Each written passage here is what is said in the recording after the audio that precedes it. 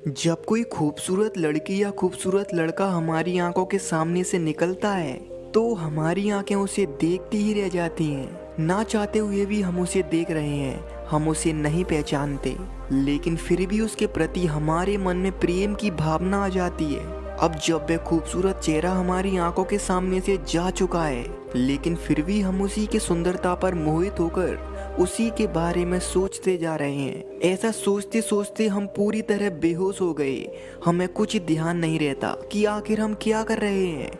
लेकिन फिर जब हमें अचानक से ध्यान आता है तो हम कहते हैं, आहा, मैं ये क्या कर रहा था। आखिर क्यों होता है ऐसा? क्यों हम सुंदरता के पीछे इतने उतावले रहते हैं? हमारा मन सुंदरता के पीछे मनमोहक क्यों रहता है? हम अपने मन को काबू तो करना चाहते हैं, लेकिन जितना हम उसे काबू करने की कोशिश करते हैं वह उतना ही भागने लगता है। तो सवाल ये उठता है कि हमारे शरीर का ऐसा व्यवहार करना क्या सही है? क्या हमें सुंदरता के प्रति आकर्षक नहीं होना चाहिए? तो दोस्तों, आज की इस कहानी में आपको इस सवाल का संपूर्ण उत्तर मिल जाएगा कि इंसान किस तरह अपने मन को साफ रखकर सच्चा प्रेम कर सकता है। इस कहानी को सुनने के बाद जब भी आप किसी को देखोगे तो आपके मन में उसके प्रति करुणा होगी और एक सच्चा निश्चल प्रेम होगा। तो फिर आइए बिना समय को गवाए हुए इस कहानी को शुरू करते हैं। एक बार की बात है, एक गुरु का शिष्य था जो रोज भिक्षा मांगने को जाया करता। एक दिन वह रास्ते से गुजर रहा था। उस रास्ते पर गुजरते समय उसने एक लड़के को देखा जो बड़े से पेड़ के पीछे छुपकर किसी को देख रहा था। यह सब देखकर वह उस लड़के के पास जा पहुंचा कि आखिर ऐसा क्या है जो ये लड़का इतना मनमोहक तरीके से देख रहा है। जब शिष्य उसके पास गया तो उसने देखा कि वह लड़का छुप छुप कर नहाती हुई लड़कियों को देख रहा था। यह देखकर वह कहता है, अरे तुम ये क्या कर रहे हो? तुम्हें नहीं पता ये गलत काम है? यह बात को सुनकर वह लड़का उससे कहता है, तुम भी देखो, देखो किस तरह परियां नहा रही हैं। उनकी सुंदरता को तो देखो, वह कितनी सुंदर हैं। उनका शरीर ऐसा लग रहा है जैसे नदी में कमल खिल गया हो। उस लड़के की ऐसी बातों को सुनकर वह शिष्य उसके बहकावे में आ गया और वह भी छुप छुप कर उन लड़कियों को देखने लगा। थोड़े समय बाद जब शिष्य को यह ध्यान आया कि वह कैसा गलत काम कर रहा है, तो यह सोचते ही वह दोबारा अपने आश्रम की तरफ लौट गया। उन खूबसूरत लड़कियों को देखकर जो बातें उस लड़के ने कही थी वो उसके मन में बैठ गई थी। वह उन सभी गलत विचारों को अपने मन से दूर रखना चाहता था, लेकिन उसका मन भंवरे की तरह बार बार घूमकर उन्हीं विचारों में लग जाता। जब वह आश्रम में कोई काम करता तो उसका मन कहीं और ही रखा रहता था। पहले वह जिस समय भिक्षा लेने जाता, अब उससे पहले भिक्षा लेने के लिए निकल जाता और उसी रास्ते से जाता जहाँ से वह लड़का छुप छुप कर लड़कियों को देखता था। अब वह भी उस लड़के के जैसा हो गया। वह भी उसी की तरह छुप छुप कर लड़कियों को देखने लगा। अब ऐसे कामों से उसे आनंद आने लगा, जिस वजह से भी आश्रम के सभी कामों को सही से करना भूल गया। उससे आए दिन कोई ना कोई गलती होने लगी। जो व्यवहार उसका पहले था उससे वह पूरा बदल गया था। एक लापरवाह जैसा दिखाई देने लगा था।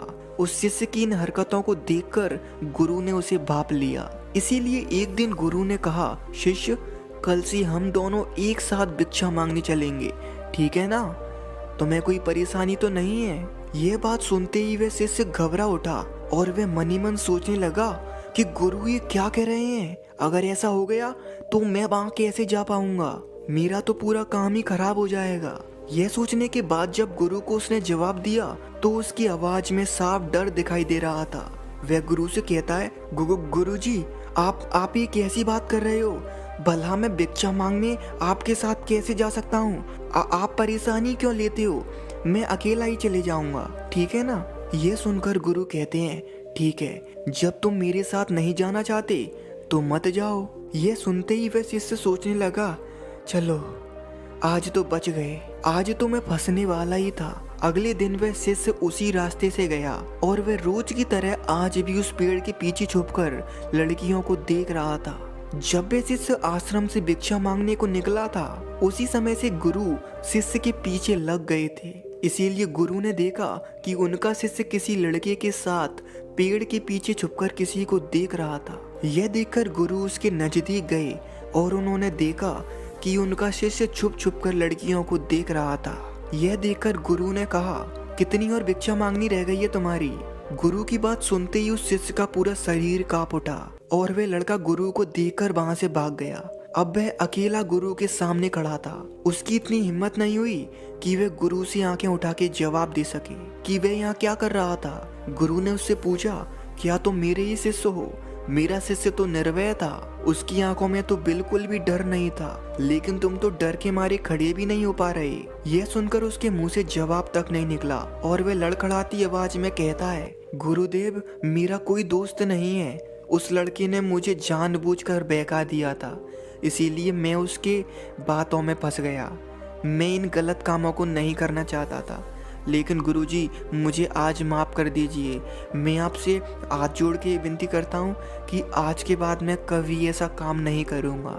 यह सुनकर गुरु कहते हैं, अरे ठीक है, चलो छोड़ो इस बात को, लेकिन एक बात हमेशा याद रखना, जैसी हम संगति करते हैं वैसे ही विचार हमारे मन में आने लगते हैं। इस घटना के बाद उसने इस रास्ते से जाना छोड़ दिया। उसने कसम खाई थी कि वह कभी इस रास्ते पर कदम नहीं रखेगा। इस घटना के बाद से वह शिष्य चिड़चिड़ा हो गया। वह अक्सर आश्रम के शिष्यों पर चिल्लाता था।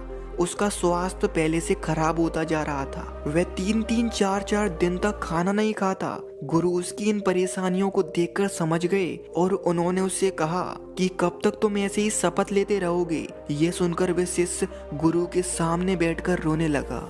आप ये सोच रहे होंगे कि आखिर ये शिष्य रो क्यों रहा था। शिष्य इसीलिए रो रहा था क्योंकि जिस दिन से उसने कसम खाई थी कि वह उस रास्ते पर कभी नहीं जाएगा, उस दिन के बाद से वे अपने आप को काबू करने की बहुत कोशिश करता, लेकिन वे फिर से अपने मन के विचारों में फंस जाता और दोबारा वहीं जाकर उन लड़कियों को देखता। फिर बार बार गलती करने के बाद वह खुद को रोकने के लिए कई शपथ लेता था, लेकिन जब वे अपनी शपथ को पूरा नहीं कर पाता तो फिर उसके बाद और बड़ी शपथ लेता। ऐसा करने की वजह से वह डिप्रेशन में चला गया था और इसीलिए वह गुरु के सामने रो रहा है। उस दिन गुरु उसकी परेशानी का हल निकालने के लिए उसे आश्रम से बाहर ले आए। आश्रम के बाहर बगीचे में एक नाली थी। गुरु ने उसके पास जाकर उससे कहा, इस नाली में जो पानी बह रहा है उसे रोक कर दिखाओ, क्या तुम इस काम को कर सकते हो? ये सुनते ही वह कहता है, हाँ गुरुजी, मैं ये कर सकता हूँ। उसने खूब सारी मिट्टी डालकर उस नाली के बहाव को बंद कर दिया, लेकिन थोड़ी देर बाद फिर से पानी बहने लगा। इससे परेशान होकर अब की बार उसने एक बड़ा पत्थर ला उस नाली के बहाव के बीच में रख दिया, जिससे पानी रुक गया और उसने कहा, लो गुरुजी, हो गया। गुरु ने उसकी बात को सुनते ही कहा, जरा देखना तुमने कहाँ रोका है इस पानी को? ये पानी तो इस पत्थर के अगल बगल से बहने लगा, फिर तुम कैसे कह सकते हो कि तुमने इस पानी को रोक लिया है? इस बात को सुनने के बाद वह शिष्य कुछ सोचने लगा। उसने कहा, गुरुजी आप मेरे साथ चलिए। वह गुरु को अपने साथ वहां ले गया जहाँ पर नाली एक नदी से मिलकर शुरू हो रही थी। उसने खूब मेहनत करके बड़े बड़े पत्थरों से उस नदी और नाली के बीच में एक आड़ कर दी और गुरु से कहा, गुरुजी हो गया। जिस जगह से नाली में पानी आ रहा था मैंने उसी जगह को बंद कर दिया।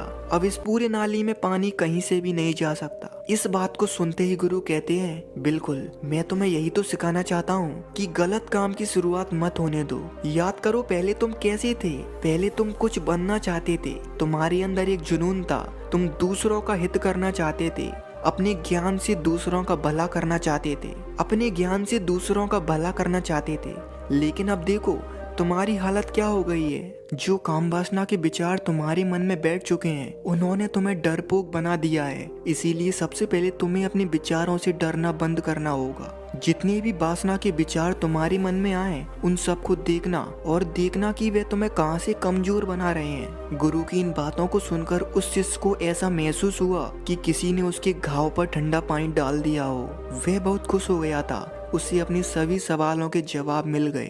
वह अगले दिन उसी रास्ते से भिक्षा मांगने के लिए गया। उसने देखा कि पहले की तरह ही आज भी वह लड़का पेड़ों के पीछे छुपकर उन लड़कियों को देख रहा था। जो लड़कियां नदी किनारे अपने कपड़े धो रही थीं। आज शिष्य उनके पास गया और उनसे पीने के लिए पानी मांगा। लड़कियों ने उस शिष्य को पानी दिया और उसके सामने नमन करने लगे।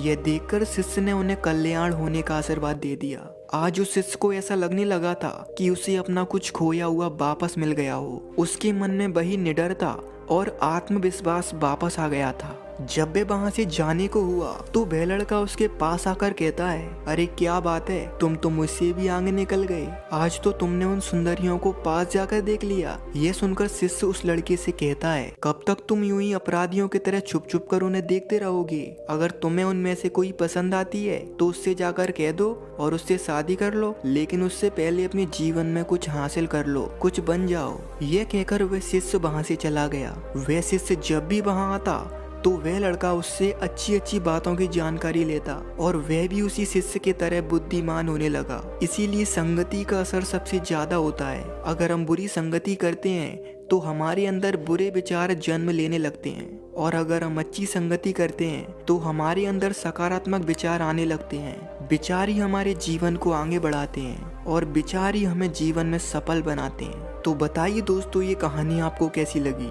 उम्मीद है इस कहानी को सुनकर आपका मन खुश हो गया होगा। तो फिर अपना एक प्यारा सा कमेंट इस वीडियो में छोड़कर जरूर जाना। तो फिर मिलते हैं अगली कहानी में, तब तक के लिए धन्यवाद।